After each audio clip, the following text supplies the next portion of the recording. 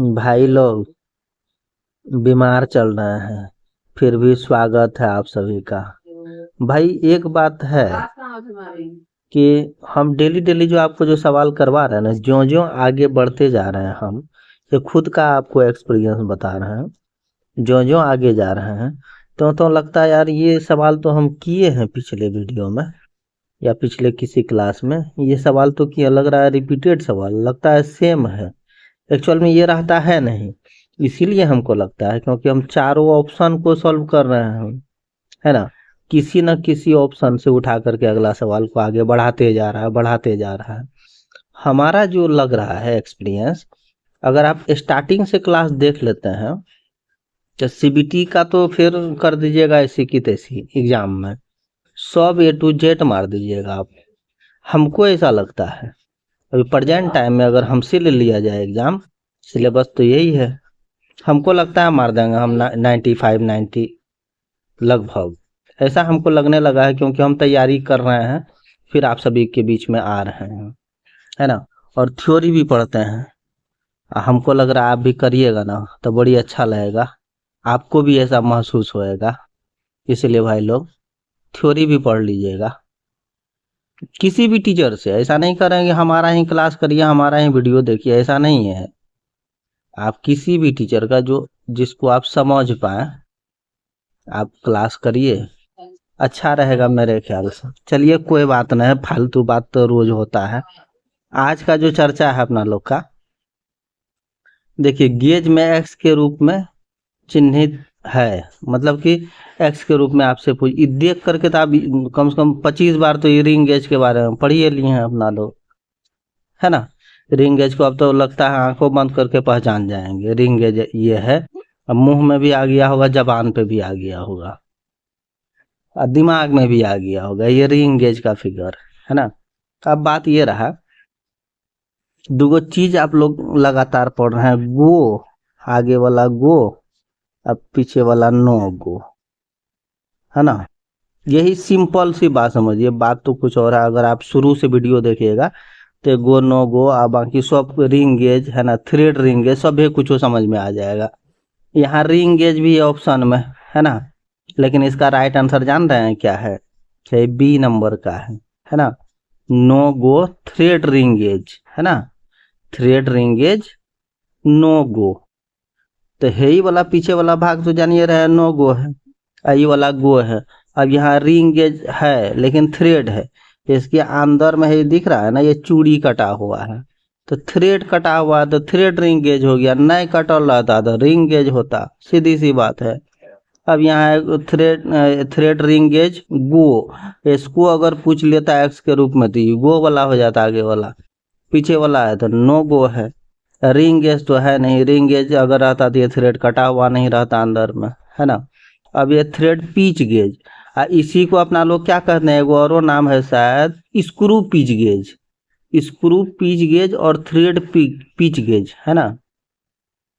ये एक ही बात है, दोनों का मतलब एक ही है, कंफ्यूज आइएगा नहीं, सबको हम पढ़ाए हुए हैं। आप शुरू से अगर वीडियो देखिएगा आपको सभी कुछ मिलेगा, टेंशन मत लीजिए। चलिए अगला सवाल पे, इस गेज का नाम क्या है?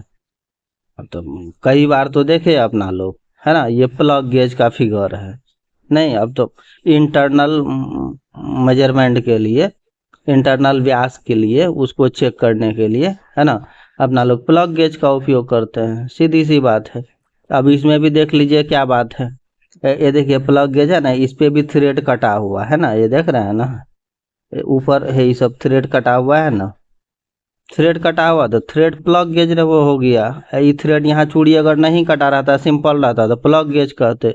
उपयोग पूछता था आंतरिक व्यास का माप लेने के लिए, चेक करने के लिए अपना लोग प्लग गेज का उपयोग करते हैं। टेपर प्लग गेज है अलग, यही ना बात है। टेपर प्लग गेज टेपर में होता है ना, टेपर में होता है, टेपर प्लग गेज हो जाता, है ना। तो इसका राइट आंसर हो जाएगा बी। फिगर को भी पहचान करके है ना आप इसमें करिएगा, मिस्टेक नहीं करिएगा। अब ये बड़का वाला जो है ये गो है, ये तो है नो गो, सीधी सी बात है गो और नो गो पर चूड़ी कटा हुआ है, इसलिए थ्रेड थ्रेड प्लग गेज हो गया। आंतरिक चूड़ी का, अब कोई भी इंटरनल थ्रेड का माप को चेक करिएगा तो इसका उपयोग करिएगा। अरे कुछ वो नहीं है, वो आप शुरू से देखिएगा ना वीडियो, आपको अपने सब समझ में आ जाएगा।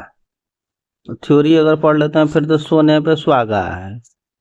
करा शीतलन मतलब ठंडा, दर को तेजी से प्राप्त करने के लिए ऊष्मा उपचार में प्रयुक्त क्वेचिंग मीडिया क्या है? क्वेंचिंग मीडिया क्या है? तो हीट ट्रीटमेंट जब करते हैं ना, जल्दी से अगर कोई भी धातु को ठंडा करना है, उसमें एगो चीज होता है क्वेंचिंग मीडिया के माध्यम से, है ना। तो उसमें जो प्रयुक्त किया जाता है वह क्या है, वह पूछ रहा है कौन सा ऐसा क्वेंचिंग मीडिया है ना। ये सब क्वेंचिंग मीडिया है, ये जो देख रहे हैं ना चारों चारों क्वेंचिंग मीडिया, मतलब क्वेंचिंग मतलब ठंडा करने वाला कोई जुगाड़, है ना, ठंडा करने का, है ना। क्वेंचिंग मतलब कि ठंडा होने वाला कोई सोल्यूशन। हवा से भी ठंडा होता है, तेलों में डाल देते हैं, कभी कभी पानी में डाल देते हैं, ब्रांड सोल्यूशन में भी डाल देते हैं। तो ये चारों में से सबसे तेजी से ठंडा हीट ट्रीटमेंट किया हुआ धातु को तेजी से ठंडा करने के लिए इसमें से कौन सा उपयोग करते हैं? कह रहा है ई बात, है ना। तो सबसे तेजी से जो है ना ठंडा करने वाला जो सोल्यूशन है आपका, यही है NaCl, है ना। ठीक है, इसको कहते हैं ब्रांड सोल्यूशन।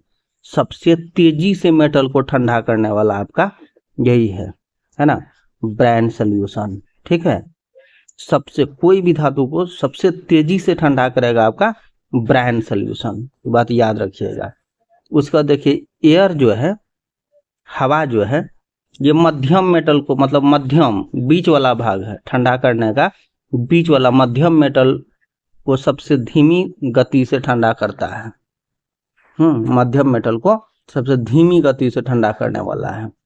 ऑयल है, ऑयल और पानी, ये दो चीज है, ये दोनों मध्यम गति से ठंडा करने वाला उपाय है।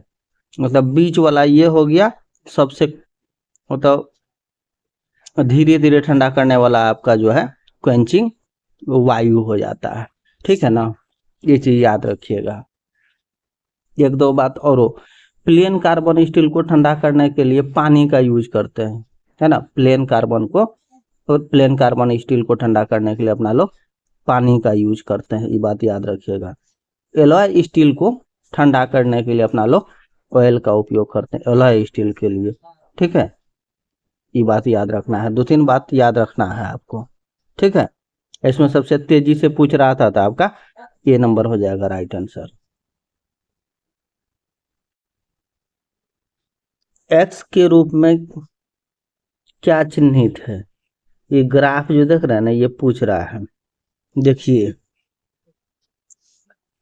ये चीज को है ना थ्योरी में अगर आप पढ़िएगा, ठीक है, और हम पढ़ाए हुए हैं, उसमें आपको, हमको लगता है कि लगभग चीज क्लियर हो जाएगा। लेकिन ग्राफ को हम प्रयास करते हैं आपको समझाने का। ये एक्स के रूप में जो पूछ रहा है ना आपसे, देखिए ये जो लाइन है यहाँ से यहाँ तक, ये जो लाइन है, यहाँ पे जो लिखा हुआ है, ये वाला जो लिखा हुआ है जी, उसको हम थोड़ा सा मिटा देते हैं। ठीक है, ये जो लिखा हुआ है, ये वाला हिस्सा, ये जो लिखा हुआ है आपका, यहाँ लिखा हुआ है आपका 723। ठीक है, यहीं पे ये जो लाइन है ना, यहाँ जो एक्स के रूप में पूछ रहा है यहाँ से यहाँ तक, तो यहाँ पे लिखा हुआ है 723। एक बात सब लोग पता, आपको पता है ना, lower critical temperature 723 degree Celsius होता है ना। ये बात तो सभी को पता होगा। ये आपको जो है, ये नीचे में जो ये बता रहा है, ये आपको कार्बन की परसेंटेज को बता रहा है। ये जो देख रहे हैं 0 से 0.2, 0.4, 0.6, 0.8, यहाँ पे है 0.84, है ना। ये कार्बन की मात्रा को बता रहा है, ये नीचे में। है जो है यहाँ से यहाँ तक ये टेम्परेचर को बता रहा है। ये ग्राफ में ये टोटल यहाँ से यहाँ तक कार्बन की मात्रा बता रहा है, और ये वाला जो है आपको टेम्परेचर को बता रहा है। एक्स के रूप में जो पूछ रहा है, ये जो लाइन है आपका, इस बीच का लाइन, ये जो है इसके जस्ट सामने जो है ना 723 डिग्री है। सेल्सियस, है ना, 728 डिग्री सेल्सियस।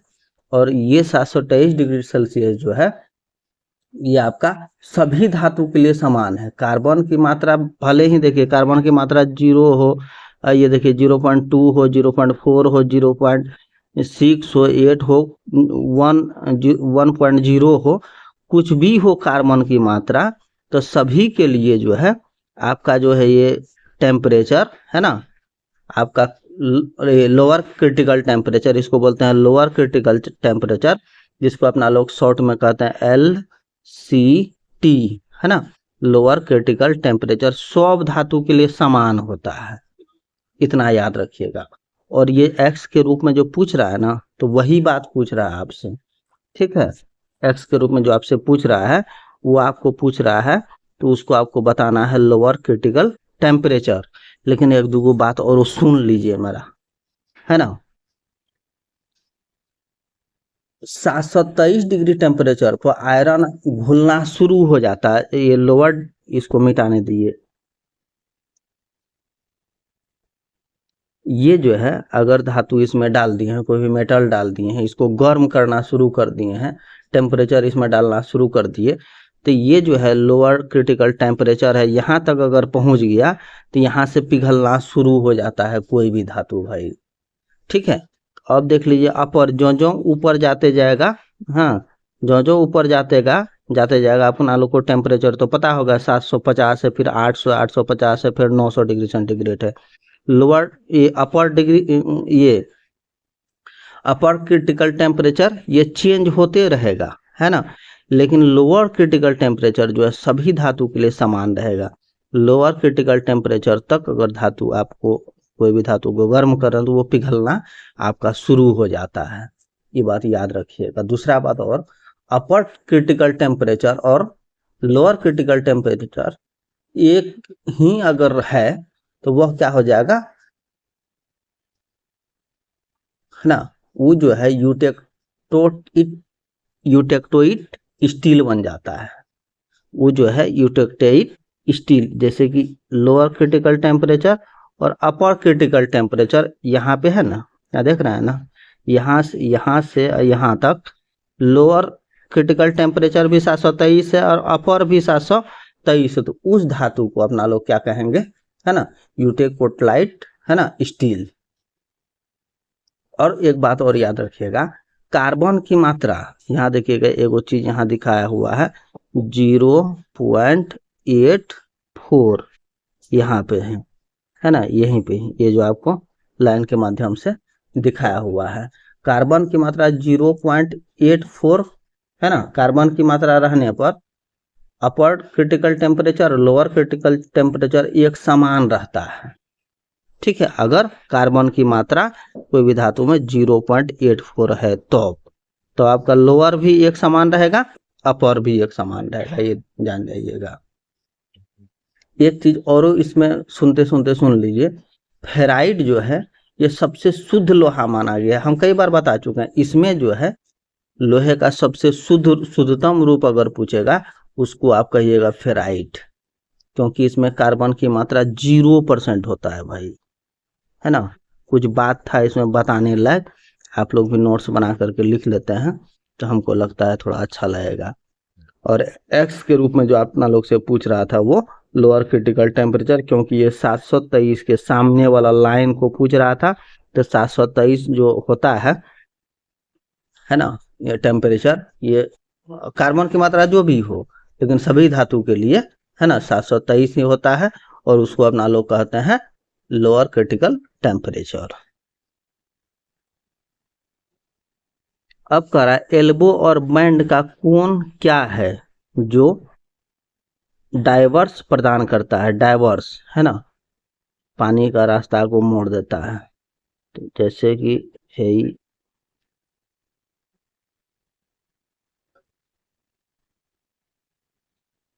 लगभग इसी प्रकार का रहता है, फिगर आप देखे होंगे, एल्बो चाहे बैंड इसको कहते हैं, उसका एंगल क्या होता है ना, तो उसका एंगल जो होता है ना 90 डिग्री होता है, 90 डिग्री और 45 डिग्री, है ना। इसका राइट आंसर हो जाएगा ए, ठीक है भाई। पाइप को 90 डिग्री पर मोड़ने के लिए एल्बो का यूज करबे न करते हैं। एल्बो का यूज कहाँ करते हैं? पाइप को 90 डिग्री पे मोड़ने के लिए। तो 90 डिग्री पे मोड़ने के लिए अपना लोग एल्बो का यूज करते हैं। उसका जो एंगल होता है 90 डिग्री और 45 डिग्री का होता है, ये बात याद रखिएगा। अगला सवाल है, उस स्थानों में किस प्रकार के स्क्रू का उपयोग किया जाता है जहां लगातार हटाने और असेंबलिंग करना होता है? मतलब कौन सा स्क्रू वहां यूज करते हैं जिसको बार बार खोलो और फिर से लगाओ, फिर से खोलो फिर से लगाओ, उस स्थान पर है ना किस टाइप का स्क्रू का उपयोग किया जाता है, ये अपना लोग से पूछ रहा है। तो भैया हम बार बार कई बार बता चुके हैं और फिर से बता देते हैं। उसको जो कहता है स्क्वायर हेड स्क्रू, इसका राइट आंसर हो जाएगा ए। स्क्वायर हेड स्क्रू को अपना लोग आसानी से लगा सकते हैं, हटा सकते हैं। कोच निर्माण कार्य में किस प्रकार का नट का उपयोग किया जाता है? ठीक है ना। तो वहां कोच निर्माण के लिए जो है ना अपना लोग स्क्वायर नट का उपयोग करता है। इस सब बात हम बता दिए हैं आपको कई बार। हम इसलिए कह रहे हैं ना, हमको खुद लगता है कि रिपीट तो नहीं हो रहा है सवाल, पढ़ेले चीज तो हम नहीं पढ़ा रहे हैं। आप शुरू से वीडियो देखिएगा तो आपको समझ में आ जाएगा भैया ये सब तो लगता है कि पढ़ाई चीज है ना। किसी ऑप्शन में होगा, हम बता दिए हैं उसको। एबीसीडी में आंसर कुछ और होगा, लेकिन हम चारों ऑप्शन को जो पढ़ाते हैं आप लोगों को, तो वहां पे आपको मिल गया होगा कहीं भी, है ना। है जो है टी नट। टी नट जो होता है, टी नट का यूज हमेशा स्टड के साथ करते हैं, याद रखिएगा। स्टड में दोनों साइड में चूड़ी कटा हुआ रहता है ना, ऊपर भी नीचे भी। ये वाला स्थान, बीच वाला स्थान खाली रहता है। बॉडी में फिट करते हैं ना कोई भी स्टड को, है ना, एक पार्ट को दूसरे पार्ट से जोड़ने के लिए स्टड का उपयोग करते हैं। तो वहां पे अपना लोग टी नट का ही उपयोग करते हैं। विंग नट, विंग नट हेक्सा वगैरह में जिसको हाथ से खोलना और बंद करना हो आसानी से, वहां विंग नट का उपयोग करते हैं। ठीक है। और कैप नट है ना, बोल्ट के हेड को बचाने के लिए अपना लोग कैप नट का उपयोग करते हैं। ऊपर में है ना ये बंद रहता है, इधर से खाली घुसा करके यहाँ तक है ना टाइट कर दिए, ये हेड उसका बंद रहता है, जिससे अपना क्या होता है बोल्ट क्षतिग्रस्त होने से बचता है। यही सब बात है, सब कुछ बतेले हैं भाई। अब देख लीजिए, उस नट का नाम है जिसका शीर्ष भाग बेलनाकार आकार और नीचे का भाग हेक्सागोनल आकार का होता है। जस्ट इससे पहले वाले वीडियो में आप लोगों को हम बताए हुए हैं भाई लोग, आप लोग देख लीजिएगा उसको, है ना। उसको कहते हैं क्या? केसल नट, है ना। केसल नट को अपना लोग उसका है ना ऊपर में जो होता है, ठीक है, बेलनाकार, यहाँ पे यहाँ यहीं पे जो है आपका उतना बढ़िया से हाथ से बनेगा थोड़े, इसके ऊपर में है ना, है जो है ना स्लॉट, ये क्या कहते हैं, स्लॉटेड नट का ही लेटेस्ट वर्जन है केसीएल नट, है ना। केसल नट जिसको है कि इसका जो स्लॉट कटा होता है ना, इसका जो स्लॉट कटा होता है, ये नट है ना, ये नट है, इसी के अंदर ये में स्लॉट कटा हुआ रहता है। ठीक है। और ये जो है केसल नट का यहाँ थोड़ा सा और पार्ट दे करके ऊपर में नट कटा, ये स्लॉट कटा होता है, जिसको स्प्लिट पिन के द्वारा अपना लोग दूसरे दिशा में मोड़ दे। तुरंत ही हम बताए हुए हैं ये सब चीज, जो अलग अलग विपरीत दिशा में मोड़ देते हैं, जो कि वाइब्रेशन वगैरह होने पर ये खुलेगा नहीं आसानी से, है ना। तो ये जो था ये स्लॉटेड नट जो था, स्लॉटेड नट, ये थोड़ा सा अब नटे के अंदर में कटा हुआ 1/3 भाग जो है इसमें जो है कटा हुआ रहता है स्लॉट, तो जिसके कारण ये कमजोर हो जाता है।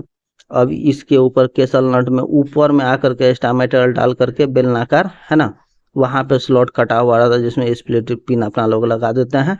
इसका लेटेस्ट वर्जन है ना। इसमें थोड़ा सा समस्या आने लगा था, इसलिए लेटेस्ट जनरेशन में केसल नट का उपयोग किया गया है। ठीक है। और जिसका ऊपर में बेलनाकार होता है उसी में स्प्लिट पिन लगा करके दोनों को विपरीत दिशा में मोड़ देते हैं, जिससे लॉक हो जाता है ना। बेलनाकार आकार से नीचे का भाग हेक्सागोनल का आकार का होता है, जिसको कहते हैं अपना लोग केसल नट। अब देख लीजिए 29 नंबर में क्या कर रहा है, 129 में हैवी ड्यूटी असेंबलिंग कार्य में किस प्रकार की मशीन स्क्रू का उपयोग किया जाता है। हैवी ड्यूटी है ना, हैवी ड्यूटी मतलब हार्ड वर्क के लिए किस प्रकार का स्क्रू का उपयोग करते हैं अपना लोग, है ना। हैवी ड्यूटी के लिए है ना अपना लोग है देख लीजिए, हम जो सब चीज बताए हुए हैं। हेक्सागोनल हेड स्क्रू का प्रयोग करते हैं हैवी ड्यूटी के लिए, ठीक है ना। और ये जो तीनों है आपका पेन हेड, चीज हेड और राउंड हेड, है ना, ये तीनों जो है ये लाइट ड्यूटी के लिए है। लाइट लाइट ड्यूटी के लिए अपना लोग इसका उपयोग करते हैं, है ना। पेन हेड, चीज हेड और राउंड हेड, ये तीनों जो है स्क्रू का प्रयोग अपना लोग लाइट ड्यूटी के लिए करते हैं। और इसमें जो बचा लास्ट में ये हेक्सागोनल हेड स्क्रू, ये आपका जो है हैवी ड्यूटी के लिए अपना लोग उपयोग करते हैं।